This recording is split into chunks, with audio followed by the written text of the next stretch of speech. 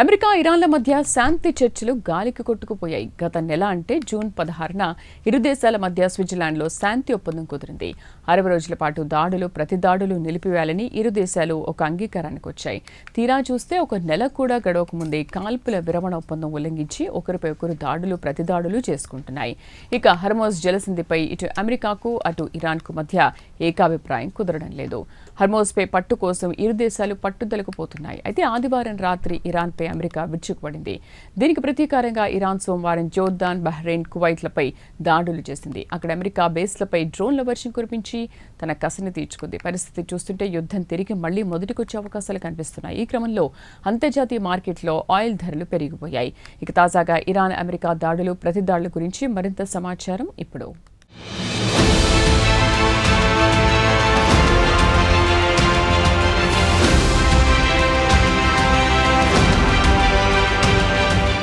America, ఇరాన్ల మధ్య దాడులు ప్రతిదాడులు కొనసాగుతున్నాయి. 60 రోజుల పాటు కాల్పుల విరమణ ఒప్పందం గాలి కొట్టుకుపోయింది. ఒకరిపై ఒకరు దాడులు ప్రతిదాడులు చేసుకుంటున్నాయి. ఆదివారం రాత్రి ఇరాన్పై అమెరికా దాడులు చేసిన వెంటనే ఇరాన్ కూడా వెంటనే స్పందించింది. సోమవారం జోర్డాన్, బహ్రెయిన్, కువైట్లలో అమెరికా బేస్లపై దాడులు చేసింది. ఇక హార్మోజ్ జలసంధి చుట్టుపక్కల దాడులు ప్రతిదాడులతో ఆ ప్రాంతం దద్దరిల్లిపోయింది. ఇరాన్కు చెందిన న్యూస్ ఏజెన్సీ ఇర్నా సమాచారం ప్రకారం జోర్డాన్లో ప్రిన్స్ హసన్ ఎయిర్ బేస్పై ఇరాన్ దాడి చేసింది. అలాగే బహ్రెయిన్లో యుఎస్ మిలిటరీ డ్రోన్ కమాండ్ సెంటర్పై దాడి చేసింది.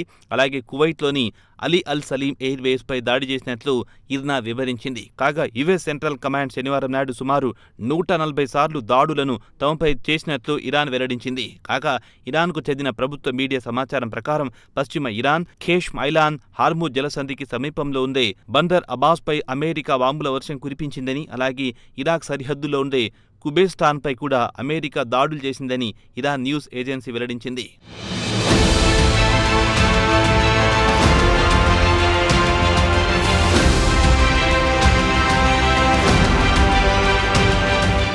ఇదిలా ఉండగా ఆదివారం అమెరికా ఇరాన్కు దక్షిణాన ఉన్న 2 దీవులపై దాడులు చేసిందని తెలిపితే కువైట్ కూడా తమ దేశ సరిహద్దుల్లో ఉండే ఆయిల్ ప్లాట్ఫామ్పై ఇరాన్ దాడులు చేసిందని వెల్లడించింది. ఇదిలా ఉండగా ఆదివారం నాడు హార్మూజ్ జలసంధి ఓ వాణిజ్య నౌకపై ఆదివారం ఇరాన్ దాడి చేసింది. ఆ నౌకకు మంటలంటుకున్నాయని, సిబ్బంది నౌక వదిలేసి పారిపోయారని చెబుతున్నారు. సంఘటన తర్వాత ఇరాన్ రెవల్యూషనరీ గార్డ్స్ తదుపరి నోటీస్ ఇచ్చే వరకు హార్మూజ్ జలసంధిని మూసివేస్తున్నట్టు ప్రకటించింది. ఈ రీజియన్లో అమెరికా జోక్యం చేసుకోనంత వరకు హార్మూజ్ను మూసివేస్తున్నట్టు ప్రకటించింది. కాగా ఇరాన్ వాదనను అమెరికా తోసిపుచ్చింది. చట్టం ప్రకారం హార్మూజ్ జలసంధి నుంచి వాణిజ్య నౌకల రాకపోకలు సాగిస్తున్నాయని తెలిపింది. ఈ రూట్లో రాకపోకలు సాగించే వాణిజ్య నౌకలకు తాము భద్రత కల్పిస్తామని అమెరికా అంటోంది. ఇక ఇరాన్ సుప్రీం లీడర్ ముజ్తఫా ఖమేనీ సలహాదారుడు మాత్రం డజన్ అటామిక్ బాంబుల కంటే కూడా హార్మూజ్ జలసంధిని కంట్రోల్ చేయడానికి అధిక ప్రాధాన్యం ఇస్తామని, తమకు హార్మూజ్ ముఖ్యమని తేల్చి చెప్పారు.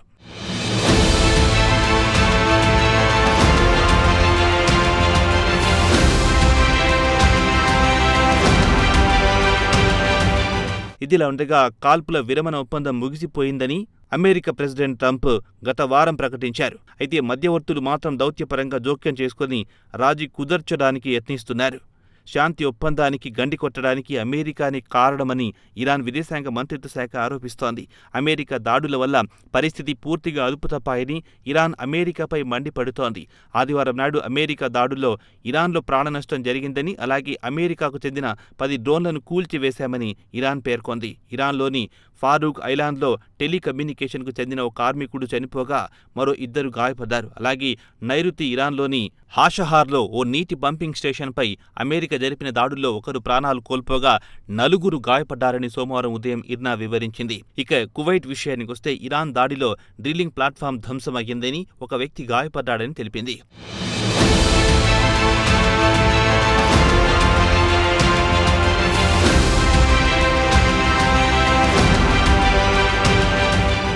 ఇక అమెరికా ఆదివారం రాత్రి ఇరాన్పై పెద్ద ఎత్తున వైమానిక దాడులు చేసింది.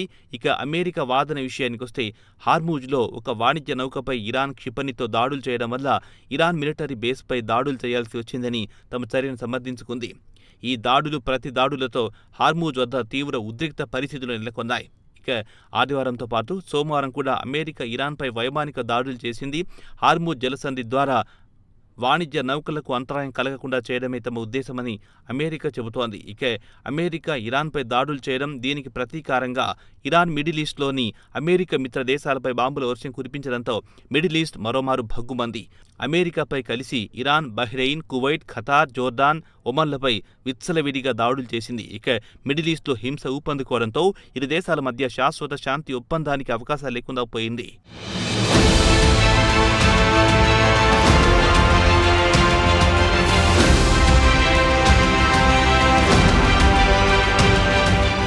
ఆదివారం నాడు ఇరాన్ హార్మూజ్లో ఒక కంటైనర్ షిప్పై దాడి చేయడంతో అది కాస్త మంటల్లో చిక్కుకుంది. నౌకల్లో పనిచేసే సిబ్బంది ఆచూకీ తెలియకుండా పోయింది. అటు తర్వాత అమెరికా పెద్ద ఎత్తున ఇరాన్పై దాడులు చేసింది. కేషమ్ ఐలాన్ గవర్నర్ ఇర్నా న్యూస్ ఏజెన్సీతో మాట్లాడుతూ అమెరికా మిలిటరీ టార్గెట్ను లక్ష్యంగా చేసుకుని దాడులు చేసిందని, అయితే దాడుల్లో ఎలాంటి ప్రాణనష్టం జరగలేదని, అయితే పేలుళ్ల శబ్దాలు బందర్ అబ్బాస్ నుంచి ఉత్తర తీర ప్రాంతమైన హజీబాద్ వరకు వినిపించాయని గవర్నర్ తెలిపారు. ఇక అమెరికా అధికారులు కూడా ఇరాన్ ఎయిర్ డిఫెన్స్ సిస్టమ్స్పై దాడులు చేశామని, అలాగే ఇరాన్ రెవల్యూషనరీ గార్డ్స్ బోట్లను లక్ష్యంగా చేసుకుని దాడులు చేశామని, ఇక ఇరాన్ను వాణిజ్య నౌకలపై దాడులు చేయకుండా నిర్వీర్యం చేయడమే తమ లక్ష్యమని స్పష్టం చేసింది. అంతకుముందు అమెరికా ఇరాన్లో సుమారు 140 టార్గెట్లపై దాడులు చేసింది. మిసైల్స్, డ్రోన్ లాంచింగ్ సైట్స్లతో పాటు మందుగుండు సామాగ్రి స్టోరేజీతో పాటు కమ్యూనికేషన్ వ్యవస్థను దెబ్బతీయడమే తమ ప్రధాన ఉద్దేశమని అమెరికా అంటోంది. కాగా అమెరికా ప్రెసిడెంట్ డొనాల్డ్ ట్రంప్ కూడా ఇరాన్ను లేవకుండా దెబ్బ కొట్టడానికి బాంబుల వర్షం కురిపించామని తెలిపారు. ఈ దాడిలో నేవీ అధికారి ఒకరు ప్రాణాలు కోల్పోయారని ఇరాన్ మీడియా వెల్లడించింది.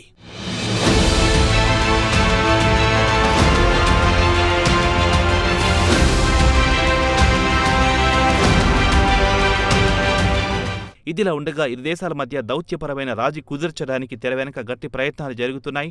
పాకిస్తాన్, ఖతార్, ఈజిప్టు, ఇటు ఇరాన్, అటు అమెరికాతో రాజీ కుదర్చడానికి గట్టి ప్రయత్నాలు చేస్తున్నాయి. కాగా పాకిస్తాన్ విదేశాంగ మంత్రి ఫోన్లో ఇరాన్ దౌత్యవేత్తలతో చర్చలు జరుపుతున్నారు.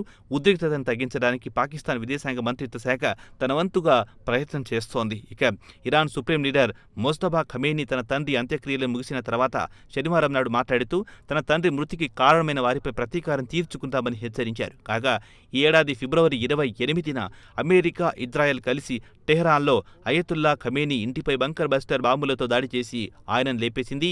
ఈ దాడిలో మొజ్తబా ఖమేనీ కూడా తీవ్రంగా గాయపడ్డారు. అప్పటి నుంచి ఆయన బహిరంగంగా ఎక్కడా దర్శనమివ్వలేదు.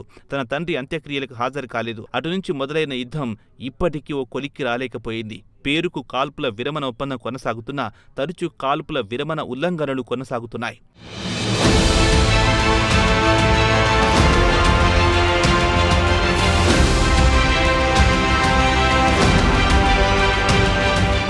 ఇక హార్మూజ్ జలసంధిపై చిక్కుముడి మాత్రం వీడడం లేదు. హార్మూజ్పై తమ పట్టు కొనసాగాల్సిందేనని ఇరాన్ పట్టుబడుతోంది. అక్కడి నుంచి రవాణా అయ్యే నౌకలపై రుసుము వసూలు చేస్తానంటోంది ఇరాన్. దీన్ని అమెరికా తీవ్రంగా వ్యతిరేకిస్తోంది. ఈ జలసంధి ద్వారా గ్లోబల్ మార్కెట్లకు 20% చమురు రవాణా అవుతోంది. హార్మూజ్ చిక్కుముడి వీడితే కానీ పరిస్థితులు చక్కబడే అవకాశాలు లేవు. కాగా ఇరు దేశాలు దాడులు ప్రతి దాడులు చేసుకోవడంతో సోమవారం నాడు టోక్యోలో ఆయిల్ ధరలు పెరిగాయి.